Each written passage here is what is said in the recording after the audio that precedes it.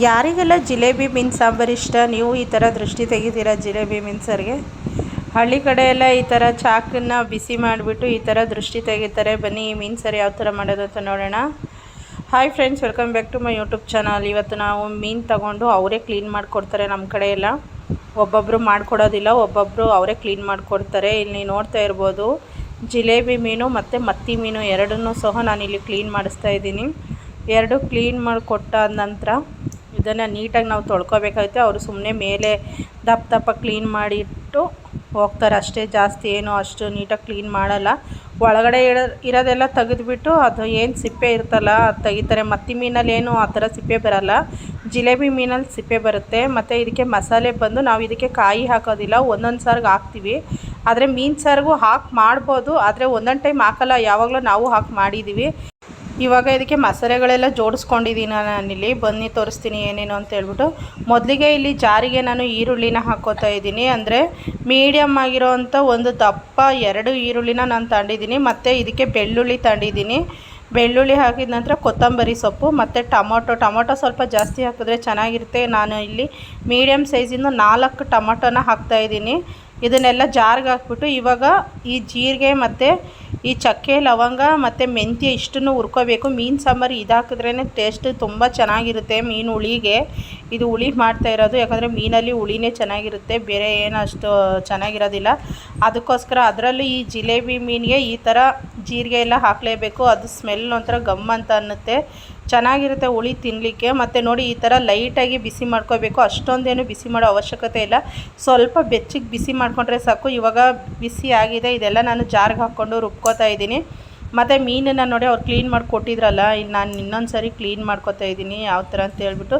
ನೀಟಾಗಿ ಒಳಗಡೆ ಒಂಥರ ಬ್ಲ್ಯಾಕ್ ಇರುತ್ತೆ ಮೀನುಗಳಲ್ಲೆಲ್ಲ, ಅದನ್ನೆಲ್ಲ ಕ್ಲೀನ್ ಆಗೋವರೆಗೂ ತೊಳಿಬೇಕಾಗುತ್ತೆ. ಯಾಕಂದರೆ ಸಾಂಬಾರು ಕಸರೆ ಬಂದುಬಿಡುತ್ತೆ, ಅಂದರೆ ಕೈ ಬಂದುಬಿಡುತ್ತೆ. ಅದಕ್ಕೋಸ್ಕರ ನೋಡಿ ಇಲ್ಲಿ ಆ ಬ್ಲ್ಯಾಕ್ ಕಲರ್ ಏನಿರುತ್ತಲ್ಲ ಅದನ್ನೆಲ್ಲ ತೆಗೆದು ನೀಟಾಗಿ ಕ್ಲೀನ್ ಮಾಡ್ಕೋಬೇಕು. ಮತ್ತು ಇದಕ್ಕೆ ಸ್ವಲ್ಪ ಅರಿಶಿನ ಮತ್ತು ಉಪ್ಪು ಲಾಸ್ಟಲ್ಲಿ ಚೆನ್ನಾಗಿ ತೊಳೆದಾದ ನಂತರ ಈ ಅರಿಶಿನ ಉಪ್ಪನ್ನು ಹಾಕಿಬಿಟ್ಟು ಮತ್ತು ಇದನ್ನು ಚೆನ್ನಾಗಿ ತೊಳ್ಕೊಬೇಕು. ಇದರಲ್ಲಿ ಏನೇ ಇದ್ದಿದ್ರೂ ಎಲ್ಲ ಹೊರಟೋಗುತ್ತೆ. ಆಮೇಲೆ ರಾಗಿ ಹಸಿಟ್ಟಲ್ಲಿ ತೊಳಿತಾರೆ. ಈಗ ಜಾಗ ಇದ್ದರೆ ಕಲ್ಲ ಮೇಲೆ ಹಾಕ್ಕೊಂಡು ರಾಗಿ ಹಸಿಟ್ಟಲ್ಲಿ ತೊಳಿಬೋದು, ಇಲ್ಲ ಅಂದರೆ ಈ ಥರ ತೊಳ್ಕೊಬೋದು. ಮತ್ತು ನಾನಿಲ್ಲಿ ಪಾತ್ರೆ ತೊಗೊಂಡಿದ್ದೀನಿ. ಇವಾಗೆಲ್ಲ ಮಸಾಲೆ ಎಲ್ಲ ರುಬ್ಬಿ ರೆಡಿಯಾಗಿದೆ. ಪಾತ್ರೆ ತೊಗೊಂಡು ಎಳೆ ಕರ್ಬೇವಿನ ಸೊಪ್ಪು ಇರುತ್ತಲ್ಲ ಅದನ್ನು ಹಾಕಿದ್ದೀನಿ ಇಲ್ಲಿ ಒಗ್ಗರಣೆಗೆ. ಮತ್ತು ರುಬ್ಬಿರೋವಂಥ ಮಸಾಲೆನ ಅಷ್ಟನ್ನು ಹಾಕಿದ್ದೀನಿ.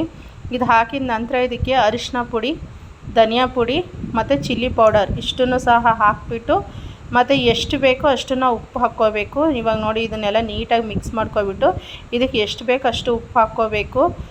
ಅಂದರೆ ತೀರಾ ಸ್ವಲ್ಪ ನೋಡ್ಕೊಂಡು ಕಮ್ಮಿನೇ ಹಾಕ್ಕೊಳ್ಳಿ, ಜಾಸ್ತಿ ಏನು ಹಾಕೋ ಅವಶ್ಯಕತೆ ಇಲ್ಲ, ಎಷ್ಟು ಬೇಕು ಅಷ್ಟು ಹಾಕ್ಕೊಳ್ಳಿ.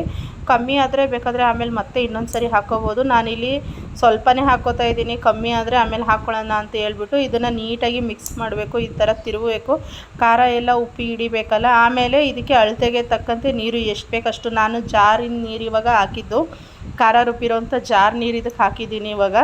ಮತ್ತು ಇನ್ನೊಂದು ಸ್ವಲ್ಪ ನೀರು ಹಾಕ್ಕೋತೀನಿ ನಾನು, ಇನ್ನೊಂದು ಸ್ವಲ್ಪ ಟೈಮ್ ಬಿಟ್ಟು. ಇದು ಸ್ವಲ್ಪ ನೀಟಾಗಿ ಮಿಕ್ಸ್ ಆಗಲಿ. ಇದೆಲ್ಲ ಮಿಕ್ಸ್ ಆದ ನಂತರ ಇವಾಗ ನೋಡಿ ಎಷ್ಟು ಬೇಕಷ್ಟು ನೀರನ್ನು ನಾನು ಹಾಕಿದ್ದೀನಿ ಇಲ್ಲಿ. ಆದರೆ ತೀರಾ ಗಟ್ಟಿ ಬೇಕಾದರೆ ಅಷ್ಟೊಂದು ನೀರು ಹಾಕೋ ಅವಶ್ಯಕತೆ ಇಲ್ಲ ನಮಗೆ ಮೀಡಿಯಮ್ ಆಗಬೇಕು ಅಂದರೆ ಹಾಕ್ಕೋಬೋದು, ನಿಮ್ಗೆ ಎಷ್ಟು ಬೇಕಷ್ಟು ನೀರನ್ನು. ಮತ್ತು ನೋಡಿ ಈ ಮೀನನ್ನು ಸಹ ನಾನು ಹಾಗೆ ಕ್ಲೀನ್ ಮಾಡಿ ಇಟ್ಟಿದ್ದೀನಿ. ಅದು ನಾನು ಫ್ರೈ ಮಾಡೋಕ್ಕೆ ತೊಗೊಂಡಿರೋದು, ಈ ಮೀನು ಸಾಂಬಾರಿಗೆ ತಗೊಂಡಿರೋದು. ಇದನ್ನು ಹಾಗೆ ಅರಿಶಿನ ಉಪ್ಪನ್ನು ಹಾಕ್ಬಿಟ್ಟು ನಾನು ಕ್ಲೀನಾಗಿ ತೊಳೆದಿದ್ದೀನಿ. ಇವಾಗ ನೋಡಿ ಇಲ್ಲಿ ಸಾಂಬಾರು ಚೆನ್ನಾಗಿ ಕುದೀತಾ ಇದೆ. ಸ್ವಲ್ಪ ಟೈಮ್ ಪ್ಲೇಟ್ ಮುಚ್ಚಿಬಿಟ್ಟಿದೆ, ನೀರೆಲ್ಲ ಹಾಕಿದ ನಂತರ ಚೆನ್ನಾಗಿ ಕುದೀತಾ ಇದೆ. ಇವಾಗ ಚೆನ್ನಾಗಿ ಕುದಿಬೇಕಾದ್ರೆ ಇದನ್ನು ಚೆನ್ನಾಗಿ ಇನ್ನೊಂದು ಸರಿ ತಿರುವಿ. ಇವಾಗ ನೋಡಿ ಅದು ರಸಮ್ ಥರ ಕಾಣಿಸ್ತಾ ಇದೆ. ನಾನು ಸ್ವಲ್ಪ ಟೈಮ್ ಹೋದರೆ ಅದು ಗಟ್ಟಿಯಾಗುತ್ತೆ, ಮಸಾಲೆ ಬೆಂದು ಒಂದು ಹಂತಕ್ಕೆ ಬರುತ್ತೆ. ಅಷ್ಟೊಂದೇನು ತೀರೋ ತೆಳ್ಳಗಿರೋದಿಲ್ಲ, ಕರೆಕ್ಟಾಗಿ ನಮ್ಗೆ ಯಾವಿದು ಇಷ್ಟ ತಿನ್ನೋದಕ್ಕೆ ಆ ಥರ ಮಾಡ್ಕೊಬೋದು, ಗಟ್ಟಿನೋ ಅಥವಾ ತೆಳ್ಳಗೋ ನಮಗೆ ಬೇಕಾದಿದ್ರಲ್ಲಿ ನಾವು ಮಾಡ್ಕೊಬೋದು ಅಷ್ಟೇ. ಇವಾಗ ನೋಡಿ ಸಾಂಬಾರು ಇಲ್ಲಿ ಚೆನ್ನಾಗಿ ಕುದೀತಾ ಇದೆ. ಇದು ಇನ್ನೊಂದು ಸ್ವಲ್ಪ ಟೈಮ್ ಕುದಿಬೇಕು. ಇದು ಕುದಾದ ನಂತರ ಇದಕ್ಕೆ ನಾನು ಏನು ತೊಳೆದಿಟ್ಟಿದ್ದೀನಲ್ಲ ಮೀನುಗಳನ್ನು, ಆ ಮೀನುಗಳನ್ನು ಹಾಕ್ತಾಯಿದ್ದೀನಿ ನೋಡಿ. ಇವಾಗ ಇದು ಚೆನ್ನಾಗಿ ಕುದ್ದಿದೆ ಸಾರು. ಅಂದರೆ 1, 2, 3 ಕುದಿಬೇಕು. ಯಾಕಂದರೆ ಮೀನು ಹಾಕಿದ್ಮೇಲೆ ನಾವು ಇದನ್ನು ಜಾಸ್ತಿ ಬೇಯಿಸೋಕೆ ಹೋಗಬಾರ್ದು. ಅದಕ್ಕೋಸ್ಕರ ನೀವು ನೋಡ್ತಾ ಇರ್ಬೋದು ಪಾತ್ರೆ ಸ್ವಲ್ಪ ಚಿಕ್ಕದಾಗೋಯ್ತು, ಯಾಕಂದರೆ ನಾವು ಸ್ವಲ್ಪ ಜನ ಇರೋದ್ರಿಂದ ನಾನು ಸ್ವಲ್ಪ ಚಿಕ್ಕ ಪಾತ್ರೆನೇ ತಗೊಂಡಿದ್ದೀನಿ. ಇದೇನು ತೀರಾ ಅಷ್ಟೊಂದು ಚಿಕ್ಕದಿಲ್ಲ, ಅಂದರೆ ಸ್ವಲ್ಪ ಮೀನೆಲ್ಲ ಹಾಕಿದ್ಮೇಲೆ ಅದು ಸಾಂಬಾರು ಮೇಲೆ ಬರುತ್ತಲ್ಲ ಅದಕ್ಕೆ ಹಾಗೆ ಕಾಣ್ತಾ ಇದೆ. ನೋಡಿ ಇನ್ನೊಂದು ಸ್ವಲ್ಪ ಟೈಮ್ ಬೇಯಬೇಕು. ಇದನ್ನು ಜಾಸ್ತಿ ಹೊತ್ತು ಬೇಯಿಸಬಾರ್ದು, ಬೇಯಿಸಿದ್ರೆ ಏನಾಗುತ್ತೆ ಅಂದರೆ ಮುಳ್ಳೆಲ್ಲ ಬಿಟ್ಕೊಬಿಡುತ್ತೆ. ಆಮೇಲೆ ಸ್ಪೂನಲ್ಲಿ ತೆಗಿಯೋಕ್ಕೆ ಹೋದರೆ ಒಡೆದೋಯ್ತವೆ ಮೀನುಗಳೆಲ್ಲ. ಅದಕ್ಕೆ ನೋಡಿಕೊಂಡು ಬೇಯಿಸ್ಕೋಬೇಕು. ಎಷ್ಟರಲ್ಲಿ ಬೇಯಿಸ್ಬೇಕಿದು ಅಷ್ಟರಲ್ಲೇ ಬೇಯಿಸ್ಬೇಕು, ಅತಿಯಾಗಿ ಬೇಯಿಸೋದಕ್ಕೆ ಹೋಗಬಾರ್ದು. ಇವಾಗ ಇದು ಚೆನ್ನಾಗಿ ಬೆಂದಿದೆ. ಇವಾಗ ನಾನು ಹುಣಸೆ ಹುಳಿ ಹಾಕ್ತಾಯಿದ್ದೀನಿ. ಮೀನು ಸಾರಿಗೆ ಮೇನ್ ಹಾಕೋದೇ ಹುಣಸೆ ಹುಳಿ ಹಾಕಿದ ನಂತರ ಜಾಸ್ತಿ ಟೈಮ್ ಇದನ್ನು ಕುದಿಯೋಕ್ಕೆ ಬಿಡಬಾರ್ದು. ಅತಿಯಾಗಿ ಕುದಿಸಿದ್ರೆ ಅದು ಸಹ ಕಸರೆ ಆಗುತ್ತೆ.